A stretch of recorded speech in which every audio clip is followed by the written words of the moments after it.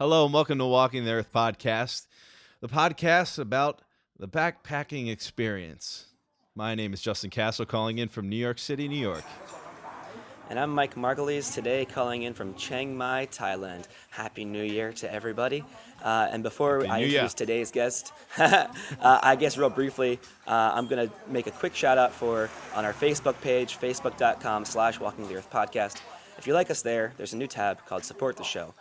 Basically, we have an affiliate link with Amazon.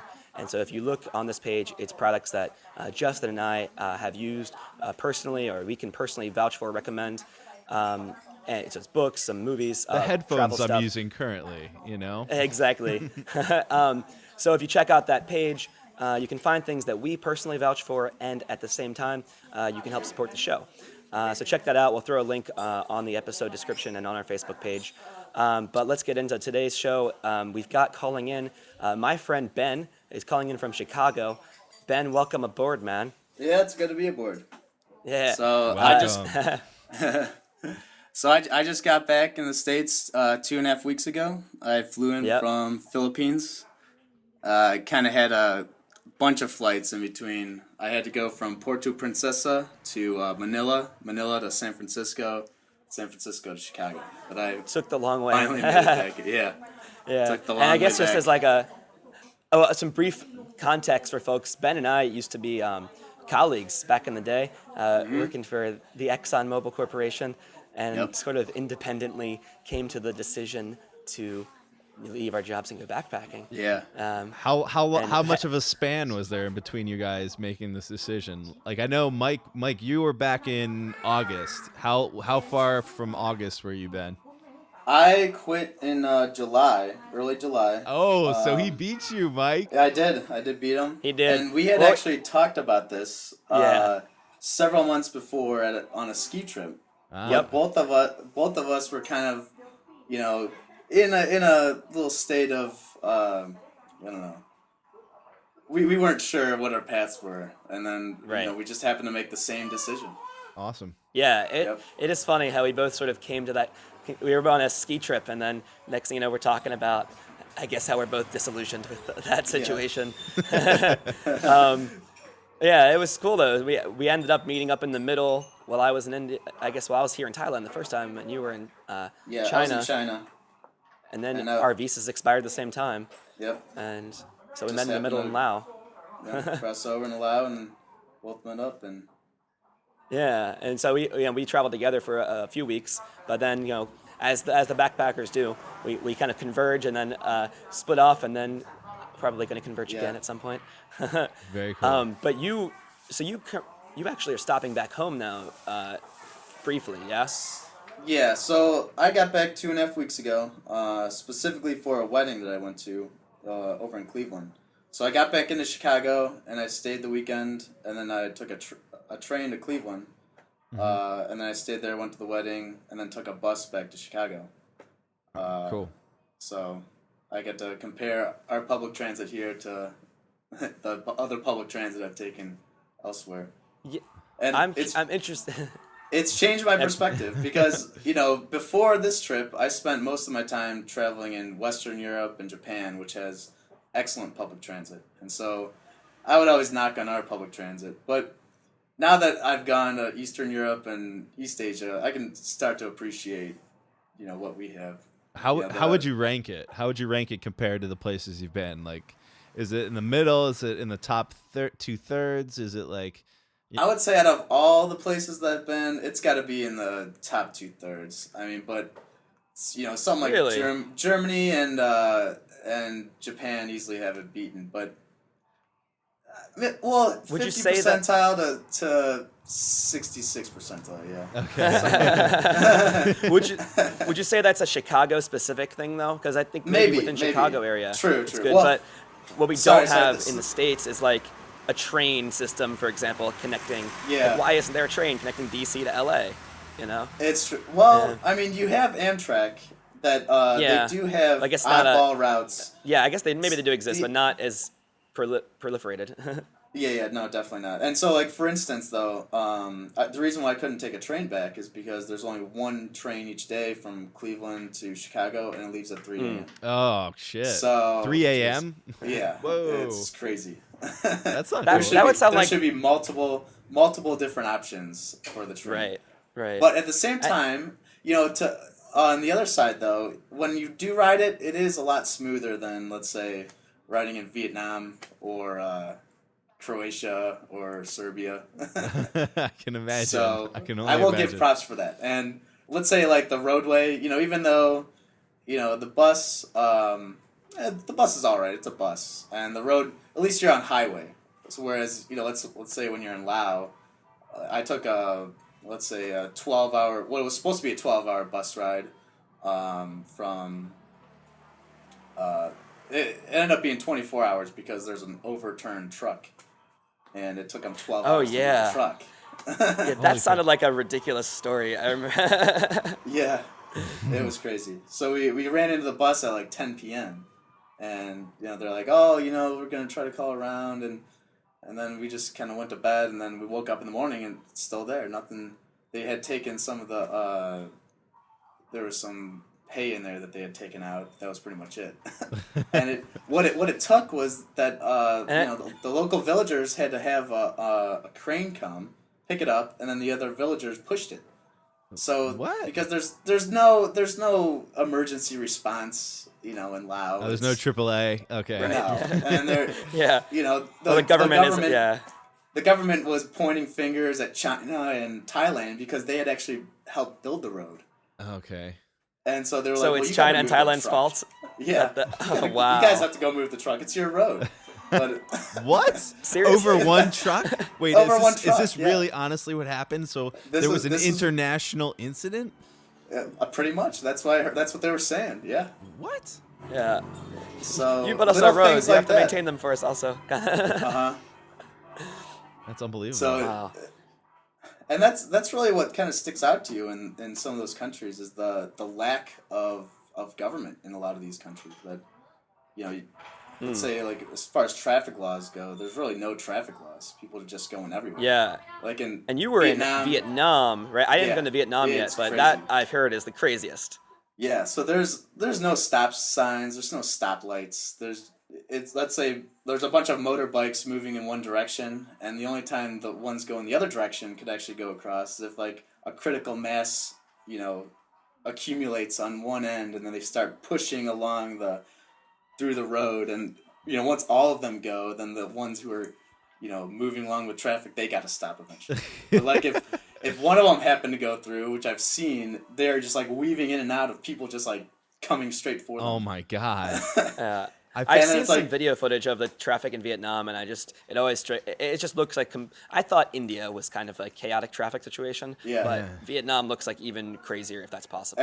And there's a particular procedure you got to use when you're crossing the road, because you can't just like run across. You got to basically like shuffle across, and the motorbikes are going on each side of you. Oh my god. And if you were to make a sudden move, then they'd just hit you because they wouldn't know where you were going. Like I feel like I'm in like you're describing a movie right now, and It's crazy. you gotta dodge all these lasers and these high speed Yeah. things.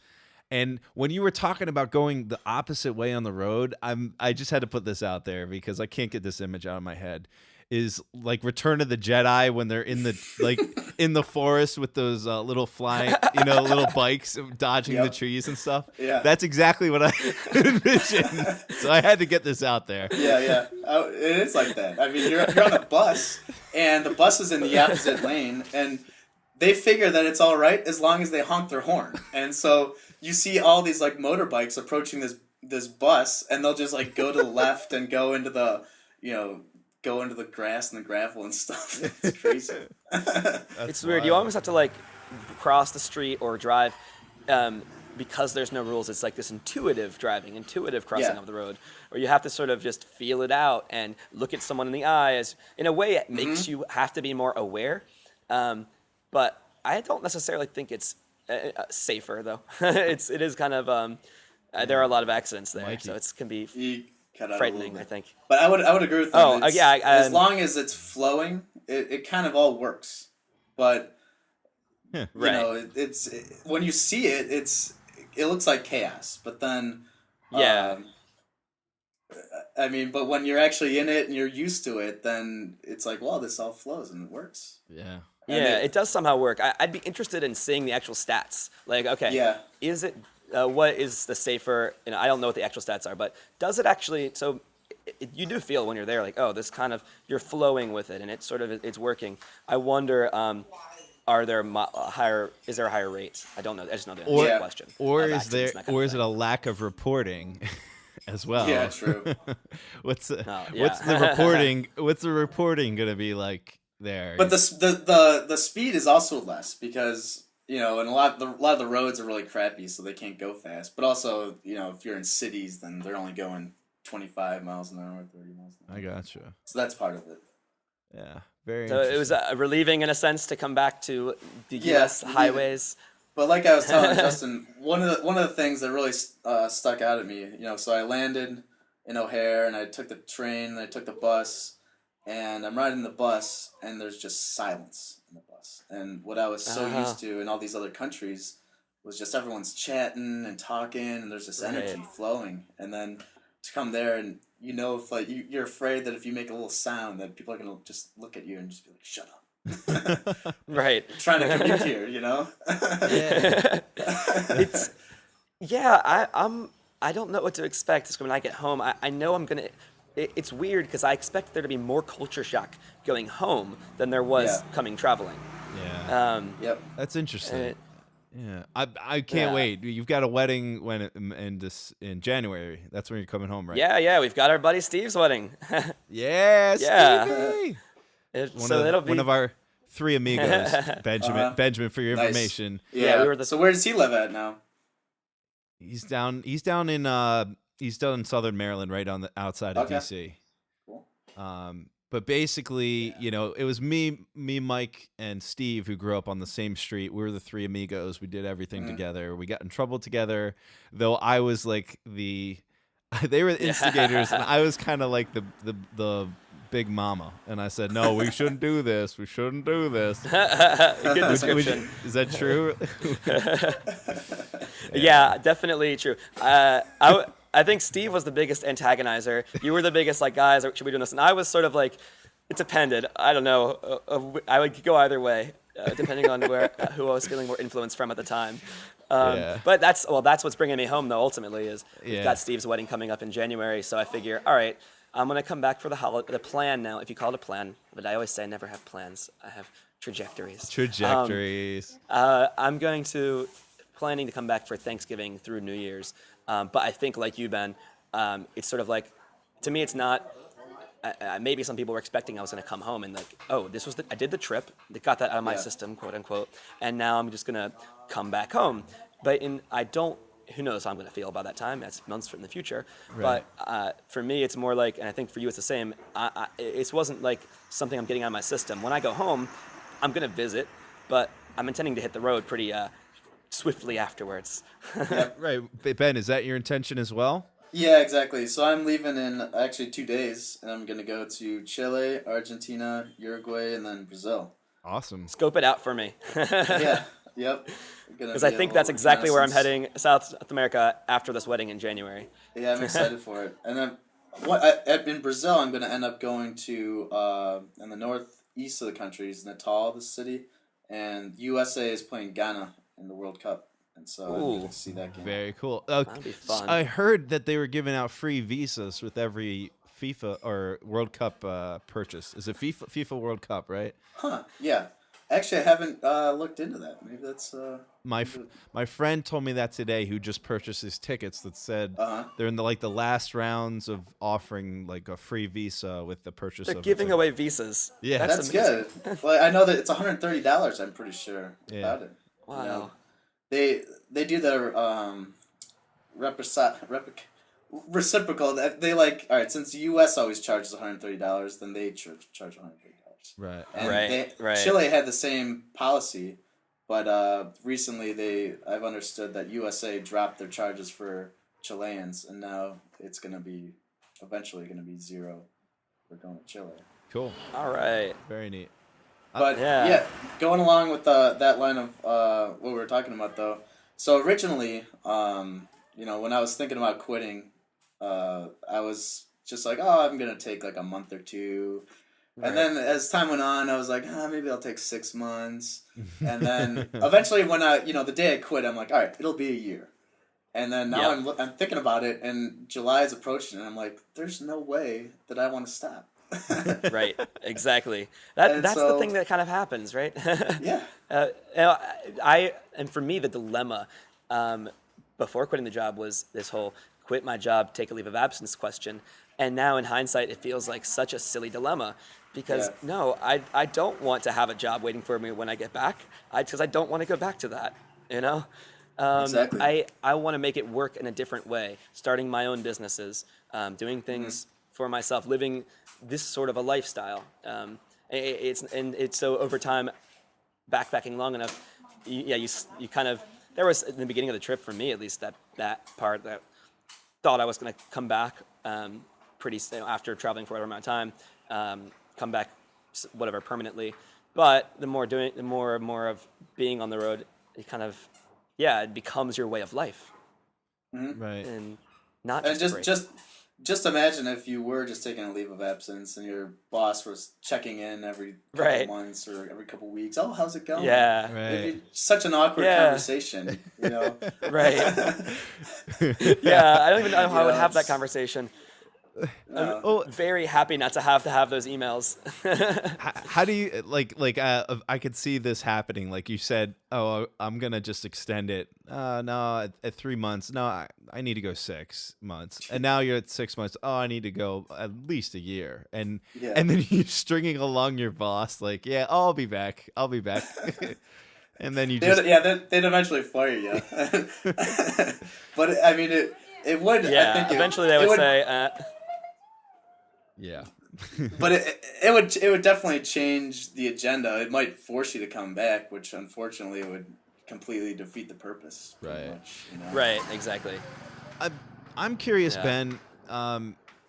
So what is your vision? Like, I'm sure you're figuring out as you're going, just like Mike Yeah. is. But in the back of your mind, do you see yourself getting reassimilating to the workforce in the U.S.? Or you? Oh, no way, no way. I No couldn't do way. it. Okay. I'm so used to managing my own time that I couldn't imagine sitting in an office and having somebody else try to manage it for me. Yeah. It doesn't. Like having a it boss doesn't does compute. not sound Yeah. good ever No. again. So Um, I and mean, that's I think, and there's something else I would say to this. So I've gotten the vibe from some people that they look at this and they're like, look at it like almost, what are you, lazy or something, like go get a job, you bum, kind of thing. Like that scene in Pulp Fiction that inspired the name of the podcast. They got a name for that, Jules. It's called being a bum. And I the completely truth of the agree. matter is, though, this isn't for. And Ben, you tell me if I don't want to put words in your mouth, but I imagine we look at the things in the same way. Where this isn't out of a laziness; it's out of ambition. To build so you and I are the kind of people that are naturally very hardworking, and I haven't become any less hardworking since traveling than when I was, for example, this podcast. I'm working really hard to get good content, get guests, promote the show, do all the things I can do to make it work, and other little creative projects I've been working on as I've been traveling. So it's been for me.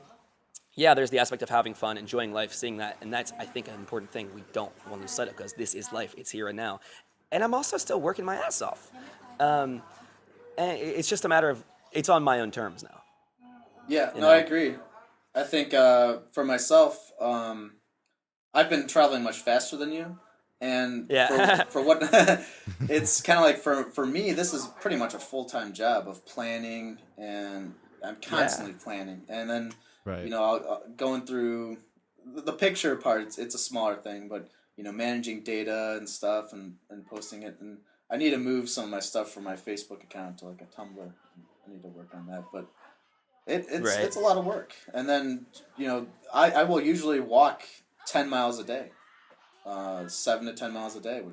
So I'm active from basically waking up at 8 a.m. up until midnight or Wow. later.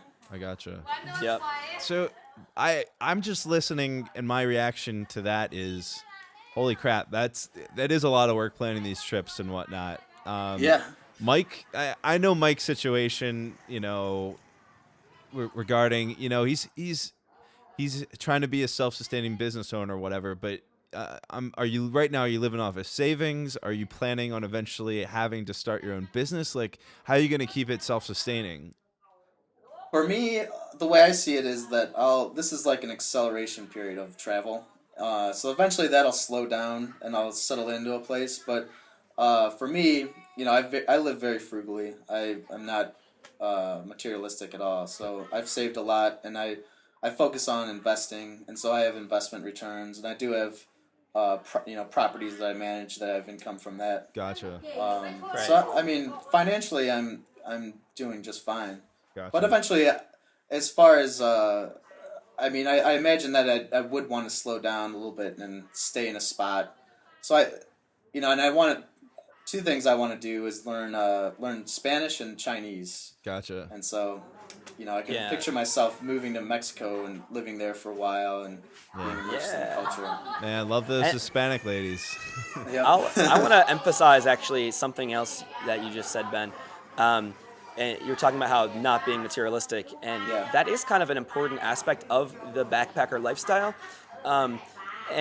Meaning, it's like you set your priorities. If your Yep. priorities in life is to have a lot of things, possessions, yeah, you're gonna have a very difficult time being a backpacker. But if you make the travel experience the thing that's a priority to you, and now you're not spending all this money on other things you would otherwise have spent, that's a big part of how you can fund this kind of a trip.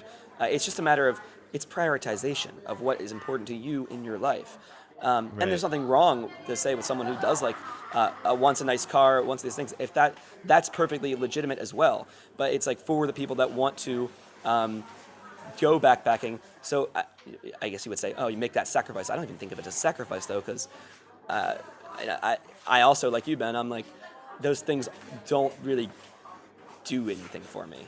It's the experiences Exactly, yeah. that are doing it for me. Right. And I think that's a Yeah, common different attitude. people find different focuses in life.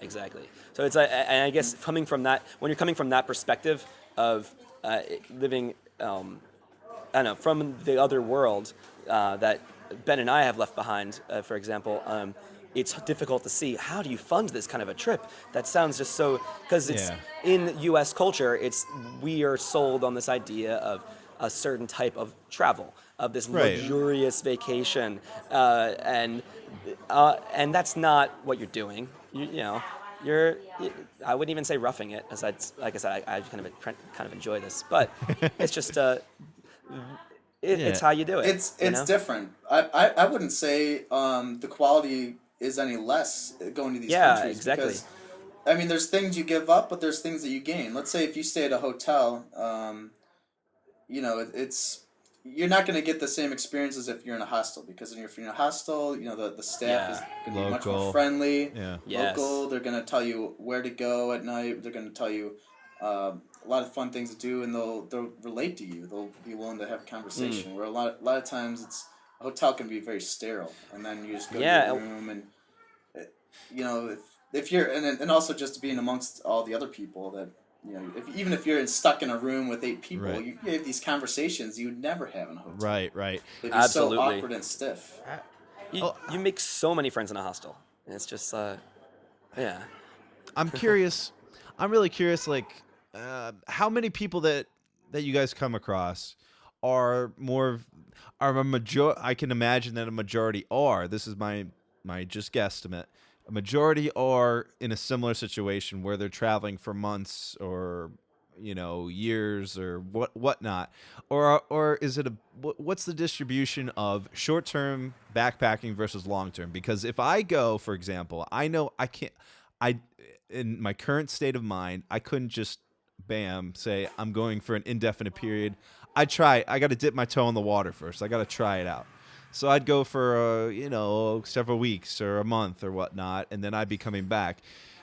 What is the distribution of people that are going for the longer term backpacking trip or versus the shorter, definite going back to an established situation type of person? Like, what do you guys see or have a feel for? I would say probably like 2/3 are longer term and a third are like the shorter term. It seems like Yeah, and the we have people will go on the shorter term trips and then get hooked in and then go into the longer term trips, and those are the ones you typically see. yeah. Okay. Exactly. Okay. And we That's also my maybe have a impression. skewed perspective. Well, the other factor is we are staying in hostels and that kind of thing, so we are more exposed to the Yeah. long-term people. But Castle, what you're saying is completely legitimate, though. I didn't just quit my job and go backpacking before having tested the waters. Exactly. A year ago is when I did a test. I specifically did a 3-week trip to Australia and Southeast Asia, so I could get my feet wet and test the waters. And Right. having done that allowed me to see, oh yeah, I can do it. Yeah, So yeah, and same thing with myself. I did three trips before this that were, the first one was 2 weeks, the second one was 3 weeks, and the third one was 3 weeks. Gotcha. Actually, no, I actually had 2 2-week ones and then 2 3-week ones. Well, And then can I ask, were those by yourself or were they with other people? they were all 4 of them were by myself, except for my brother joined me for half of one of them, half of just the 2-week trip. Okay. But on those experiences, I'll say this, that so when I first started doing these types of trips, I would actually plan it down to the exact train ride that I was going to be on.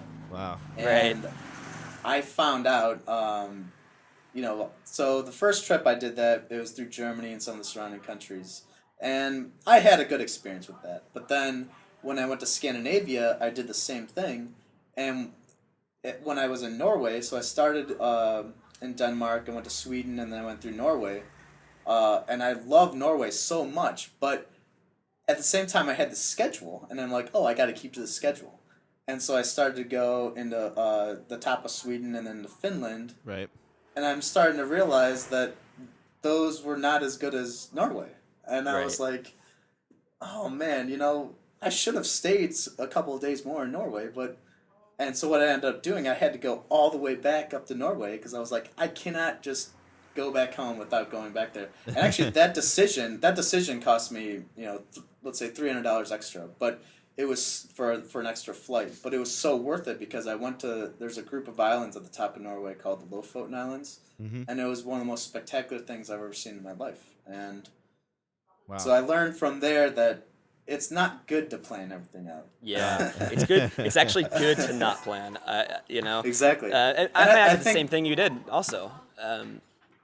My first trip in 2009 to Europe, I had everything, all the flights, all the hostels, every single thing about the trip planned out, and it was a great trip. That was the one that exposed me to this the people that were living this lifestyle. That was the first seed that was planted, so to speak. But from that trip, also, since traveling more loosely after that, I've come to learn, that's it's better to be adaptable, I think. Yeah. And I must say this, that I am not a hostel virgin. I have stayed in 2 hostels. The first hostel I ever stayed at was in Chicago. Which, what part of town? Do you remember? Because I was actually thinking about trying to stay. I know there's one in Wrigleyville area, and there's 2 in Wicker Park. It's right near Northwestern. It's like right near Northwestern, I think. Okay. I don't remember. I don't remember the name of. It's just called the Okay. International Hostel, something, and it wasn't bad. It wasn't bad at all. Just like your typical dorms and shared rooms. And I shared a room with, 4 friends that I knew. But we got our own private room. We got to lock the room, which was pretty good. And the other time I stayed, it was in Israel, and that was shared dorms with people I knew. I got some shit taken from me because I didn't lock my stuff up, but you can learn. You got to know. You got to lock your shit up. So Yeah. that's for But sure. you cut out for a second. You say you had shit stolen. Yeah. I had a couple things taken. Oh, from man. me. No. What'd you lose? Electronics? Yeah. Yep. Yep. You got it. I lost. Well, it was. I lost. Oh, I got 2 different things taken from me in different places. I stayed at a shady hotel in Jerusalem, and I got my cell phone taken there, and in the hostel, I'm pretty sure I got my camera taken. So Jeez, man. Did you lock? You didn't yeah, lock it up. yeah, yep. Uh, So hey kids at home, don't be a dum dum. Lock up your stuff. yes. Yeah. Always lock your stuff up in a hostel. Yeah, and don't go to shady hotels. So, yeah, but that's great. Go ahead, Mikey. It sounds like you wanted to say something. No, go ahead, man. No, it's all you.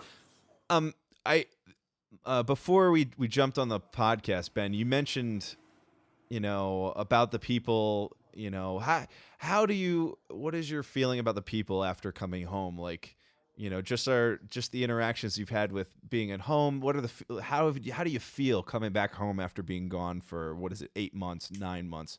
It was a shock when I first got here, and the first couple of days, adjusting to hearing people actually speak English around you, and then with the friends, anytime you're separate from your friends for a long time, there's a little bit of adjustment where you're getting used to all their little mannerisms again, and so there's a bit of that. But then, right now it just feels like, I'm fully adjusted. Gotcha. So, Okay. Are you getting restless at all? I am getting restless. Yeah.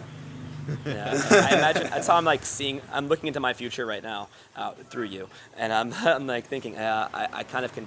I feel like the first few days of being home are going to be very exciting, seeing everybody again, and then I just feel like after a couple weeks of it though, once everyone else gets back into, during the holidays it'll be cool, Thanksgiving, everyone's out and about hanging out, and then once everyone gets back into their routines. Mikey, breaking up, my friend.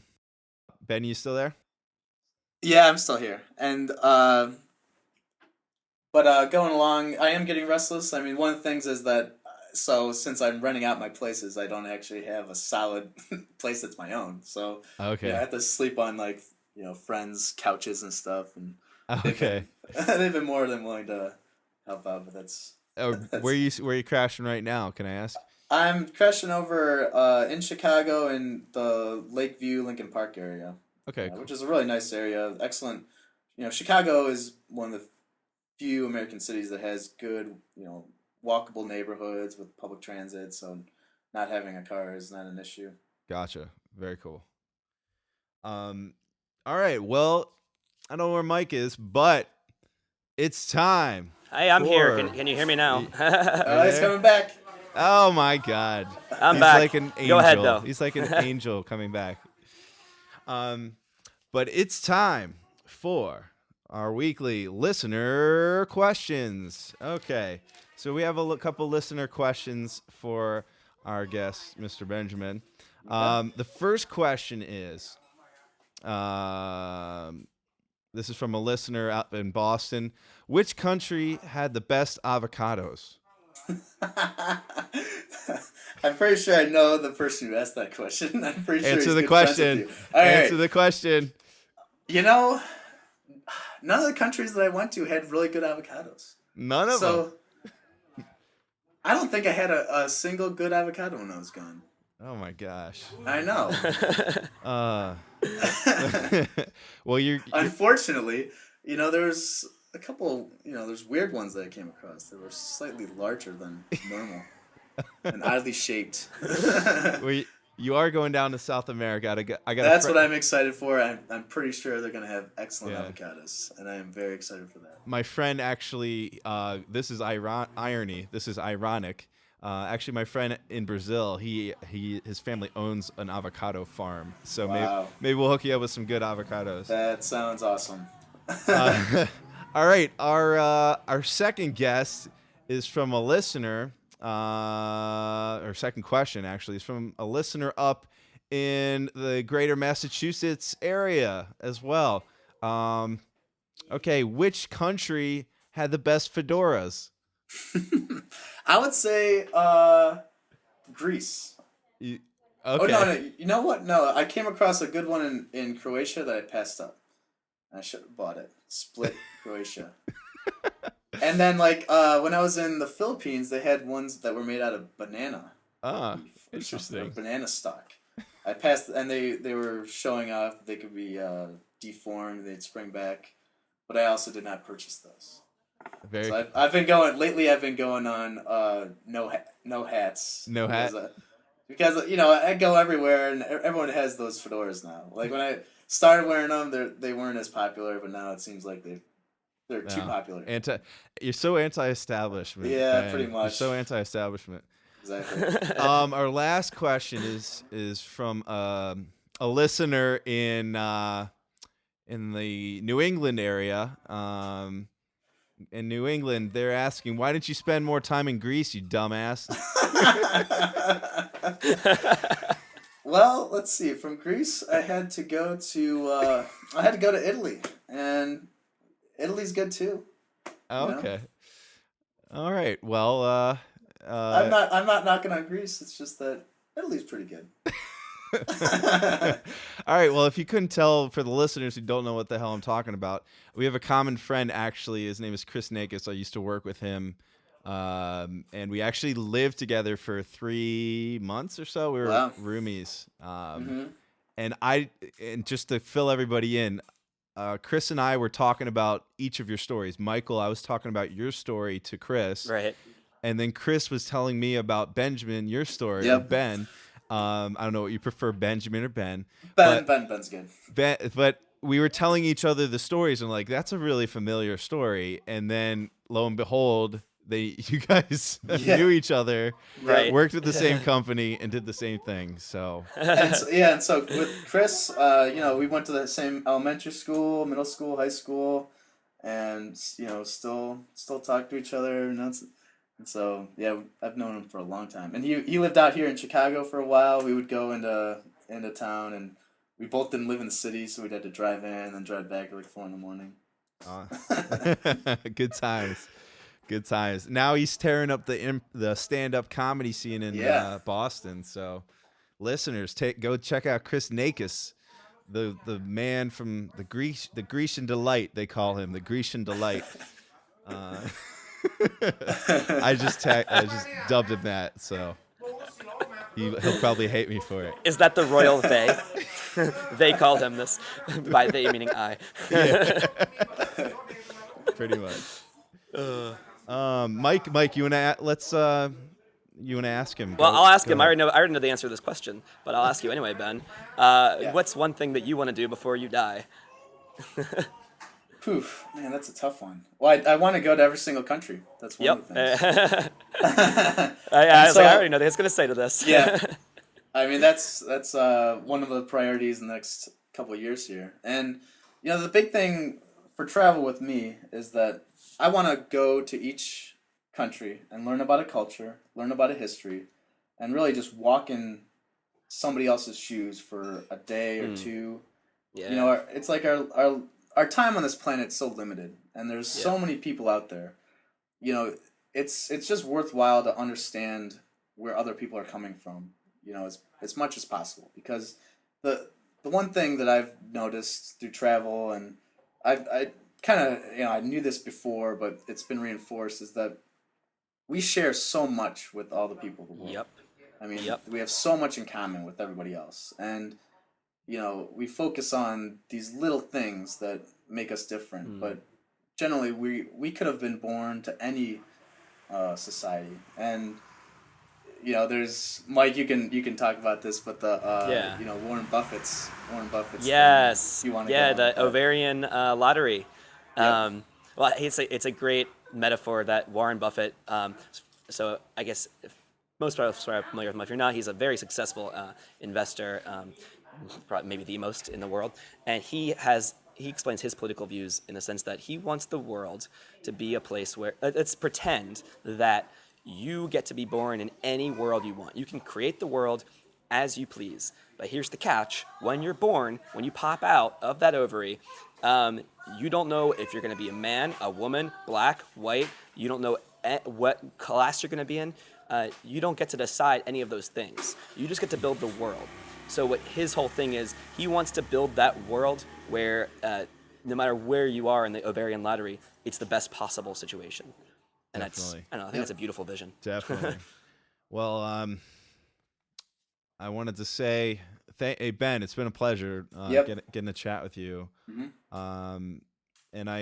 we hope to check in with you more as you're traveling through South America. Hopefully I can connect you with my friend. You get some good avocados, and we'll go from there. But for now, this is Justin Castle from Walking the Earth podcast. Please check us out online on Facebook.com /Walking the Earth podcast. We're on Stitcher, Twitter, SoundCloud.com /Walking the Earth podcast. We're also on iTunes. And please check out our new store to help support the show. Again, this is Justin Castle from New York City. And this is Ben Berardinis. Thanks, guys, for having me on. Thanks for coming on, Ben. And I'll sign off too from Chiang Mai, Thailand. I'm Mike Margulies. Yes. Thanks for listening to Walking the Earth podcast. We'll talk to you next time.